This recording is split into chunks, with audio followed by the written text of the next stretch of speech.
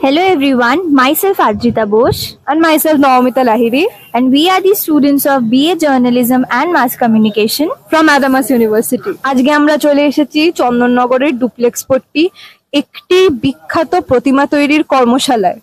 চলুন আজ ওনাদের সাথে একটু কথা বলে নিই এবং এই পুরো ব্যাপারটা আপনাদের সামনে তুলে ধরি। আজ আমরা আছি চন্দননগরের ডুপ্লেক্স পট্টির কুমোরপাড়ায়।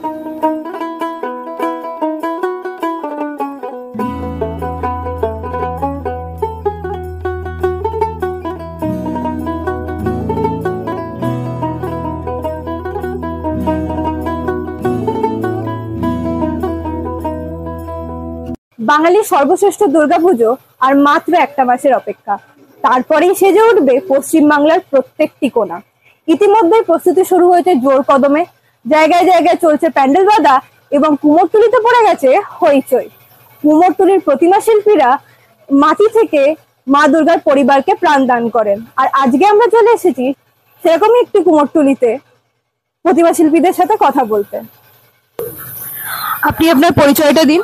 আমি তপন পাল, আমি ডুপ্লেক্স পট্টি এখানে মূর্তি বানাই।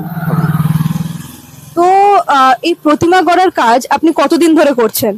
আমাদের সিজন আরম্ভ হয় ফাল্গুন মাস থেকে, দুর্গা সিজন। প্রতিমা গড়ার সময় কোন ধাপটি আপনার সব থেকে কঠিন লাগে? কঠিন বলতে কি, কাজ করতে করতে আমাদের সব অভ্যেস হয়ে গেছে, কোনো কঠিন বলে কোনো কাজ নেই, তবে সময় সাপেক্ষ লাগে, এটাই সময় দিতে হয়, তবে আজকে এই জায়গায়। না, তবুও কোন ধাপটা আপনার মনে হয় যে অন্য ধাপগুলোর থেকে একটু বেশি কঠিন? কাজ করতে গেলে কম বেশি কাজ তো আছে, ওইভাবে বলা যায় না, কোনোটা টাপ আসে সেটাকে সময় সাপেক্ষ দিয়ে তুলতে হয়। এই প্রতিমা তৈরির জন্য আপনারা কোন কোন উপকরণ ব্যবহার করেন? বাঁশ, মাটি, খড়, পেরেক, দড়ি, রং, কাপড় সবই লাগে, সাজ সরঞ্জামের জিনিস টোটালটাই লাগে। তো দুর্গাপুজোর এই কাজটি করার সময় আপনার আর্থিক স্থিতি কেমন দাঁড়ায়?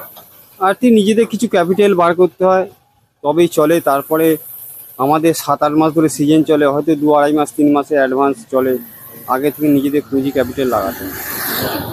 আর আপনারা যে এত পরিশ্রম করার পর এই প্রতিমাগুলোকে তৈরি করেন, পুজোর 4 দিনের পরই এগুলোকে ভাসান দিয়ে দেওয়া হয়, তখন আপনার অনুভূতি কেমন হয়? অনুভূতি বলতে কি, পুজোর 4 দিনে যেমন ভাসান চলে, আপনাদের কাছে হয়তো 4টে দিন আনন্দ, আমরা কিন্তু 4 সেকেন্ড সময় পাই না। তারপরে লক্ষ্মী, কালী সব নিয়েই ব্যস্ত। পুজো আমাদের সবশেষে আমরা আনন্দ পাই জগদ্ধাত্রী পুজো, তাও 2টো দিন।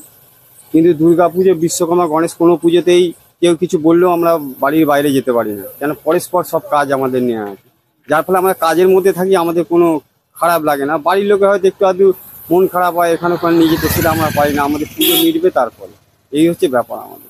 মানে এটাই আমাদের জীবিকা, মন খারাপ করলে কিছু হবে না। পুজোর পর দিন আর কেউ এসে বলবে না যে আমাকে একটা ঠাকুর দিন, কিন্তু দিনের দিন আমাদের ঠাকুর ফিনিশ রাখতে হবে, এই হচ্ছে ব্যাপার।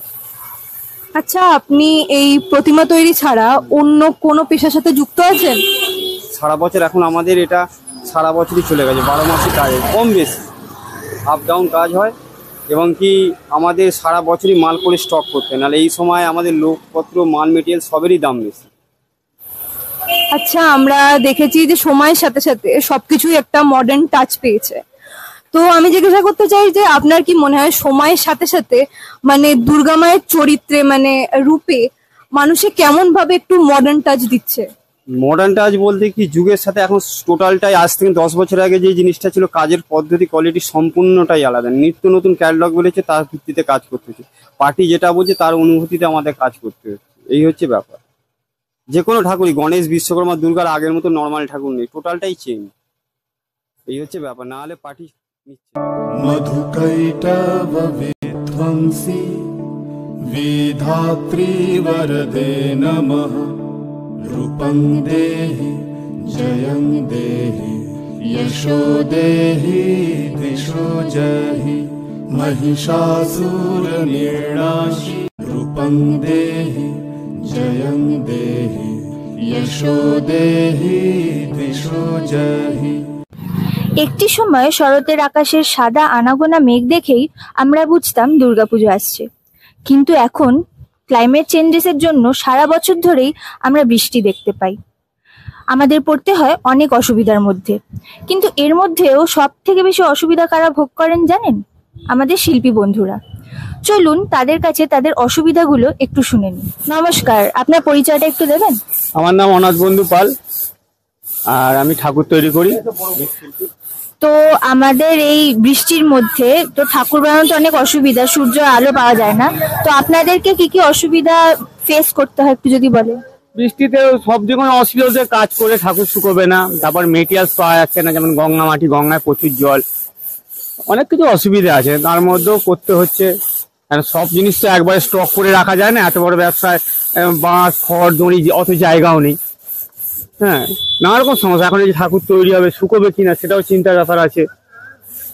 তাহলে ওয়েদার ভালো থাকলে কতটা সময় লাগে, আর ওয়েদার খারাপ থাকলে একটা কথা হচ্ছে যে ওয়েদার ভালো থাকলে কাজটা ছড়ে ছিটিয়ে বাইরে ফেলে করা যায়, তাতে তাড়াতাড়ি করা যায়।